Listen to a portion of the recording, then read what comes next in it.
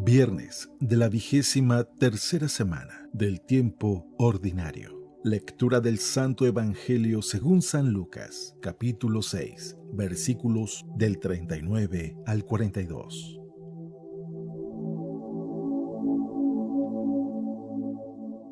En aquel tiempo Jesús propuso a sus discípulos este ejemplo. ¿Puede acaso un ciego guiar a otro ciego? ¿No caerán los dos en un hoyo? El discípulo no es superior a su maestro, pero cuando termine su aprendizaje será como su maestro.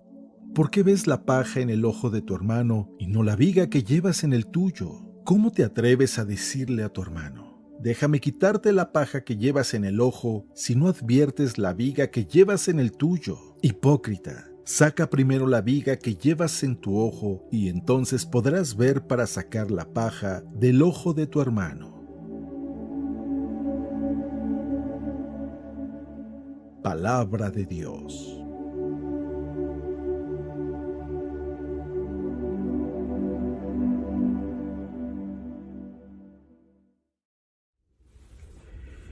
Muy buenos días.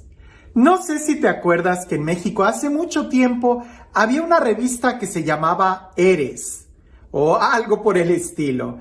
El caso es de que recuerdo que había un eslogan en esa revista que decía ¿eres o te haces? Y era una revista prácticamente para jóvenes que hablaba de la moda y cosas por el estilo. Andaba muy de moda. Cuando yo estaba en la secundaria, y de eso ya hace mucho tiempo, pero ya era una revista a colores. Y recuerdo que en una ocasión había un test en esa revista que prácticamente decía algo así como: ¿eres de los que les gusta ser líder o de los que les gusta que los estén empujando? Y había muchas preguntas que, por ejemplo, cuando vas en el supermercado, ¿estás empujando el carrito o tú eres el que lo está jalando? Y cosas por el estilo, para que al fin y al cabo, una revista de adolescentes te dijera algunos tips de cómo mejorar tu vida y ser un líder en lugar de ser de los acarreados. Cuando leía este evangelio me acordé de aquel entonces, de aquel test, porque en esa época, cuando esa revista había llegado a mis manos, que la traían ahí mis compañeros, pues era la época en donde yo estaba totalmente metido en la iglesia, en donde yo quería aprender más y más. Y recuerdo que cuando leía ese test, que estaba muy comentado entre mis compañeros, yo me preguntaba, ¿hubiera algún test psicológico o más bien un test espiritual que nos pudiera decir cómo estamos en la vida espiritual? Si somos de los que estamos al frente o si somos de los que estamos atrás. Si somos de los que estamos abiertos, escuchando la dirección para guiar, o si somos de los que preferimos que mejor nos guíen y nos lleven y nos digan qué hacer. Sería interesante saber si hubiera algún test que nos ayudara a discernir espiritualmente cómo estamos. Pues bien, te lo digo, cuando leí este evangelio me acordé de aquel entonces, porque creo que aquí está la respuesta.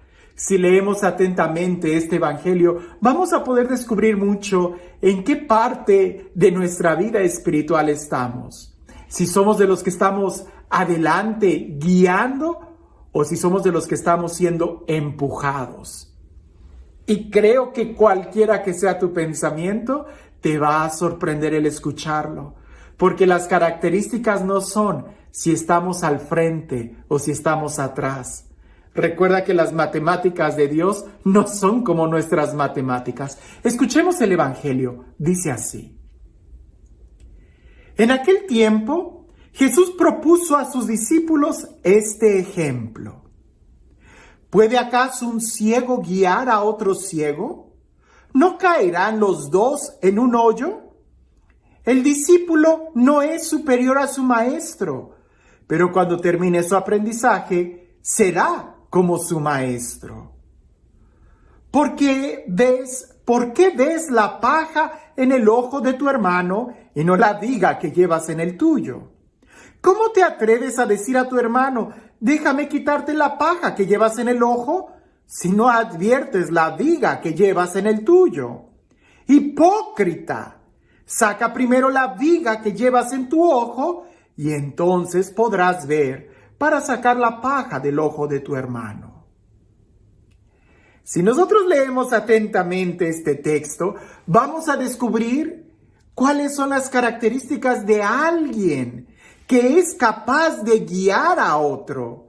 Y te vas a sorprender, pero si lo leemos detenidamente, resulta que la característica de aquel que puede guiar a otro es que precisamente se deja guiar primero. Jesús aparentemente le está hablando a algunos que se creen líderes y Jesús les dice, líder, ¿cómo puedes guiar a otros si tú estás ciego? Primero déjate guiar, primero déjate corregir, primero tienes que vivir como discípulo antes de pretender ser maestro. Si nosotros hacemos las preguntas, ¿eres de los que empujas o de los que te empujan, de los que guías o de los que te dejan guiar o de los que te están guiando? ¿Estás caminando o estás estancado? Usualmente en la vida material es fácil que nosotros podamos distinguir esto. ¿Soy líder? Soy líder cuando empiezo a estar al frente de proyectos. Pero en la vida espiritual no es así. El que es verdaderamente líder es el que primero aprende, el que primero es discípulo, el que primero deja que le quiten la paja de su ojo. Y con esa actitud es cuando entonces podremos ayudar a otros, no por estar al frente de un proyecto, sino porque estamos dando testimonio. Entonces, aquí los test no aplican. No hay preguntas que nos puedan ayudar a poder distinguir si somos líderes o no, si estamos guiando a otros o no. Más bien la única pregunta que se nos puede hacer es, ¿eres capaz de ver? Y de ver no los defectos del otro, no la situación del otro, sino tus propios defectos. Y para eso, primero nosotros tenemos que aprender a dejarnos guiar. Eso nunca va a dejar de suceder en nuestra vida. Recuérdalo, que aunque seas apóstol, radicalmente hablando, por ejemplo, los obispos, ellos todavía siguen siendo discípulos de Jesús. Aunque tú estés al frente de un ministerio, tienes que reconocer y tener la actitud de seguir aprendiendo, de seguir dejándote guiar por el Espíritu Santo, ¿sí? Y también por la autoridad competente. En el momento que tú creas que ya te las sabes todas, y como dicen por ahí, que mis pistolas son las únicas que disparan aquí, pues entonces ya perdiste. Porque entonces la viga está tan grande en tu ojo que no eres capaz de ver. Sí, puedes ver los errores de los demás, pero precisamente ahí es donde radica quizás tu ceguera, que por estar viendo allá no te das cuenta de lo que tú tienes. Aquí en Estados Unidos hay un refrán que dice que el pasto de la casa del vecino siempre está más verde que el tuyo.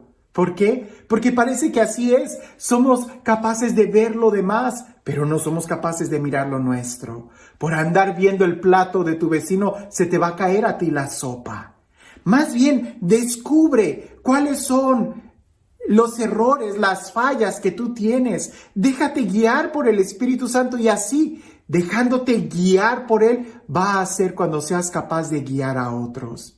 Ahora, si por ahí hay alguien que dice, no, yo prefiero ser siempre discípulo, nunca apóstol, yo prefiero ser siempre dócil y que me guíen y nunca guiar, pues entonces también estás un poco ciego, porque la guía del Espíritu Santo te va a llevar a que tomes responsabilidades.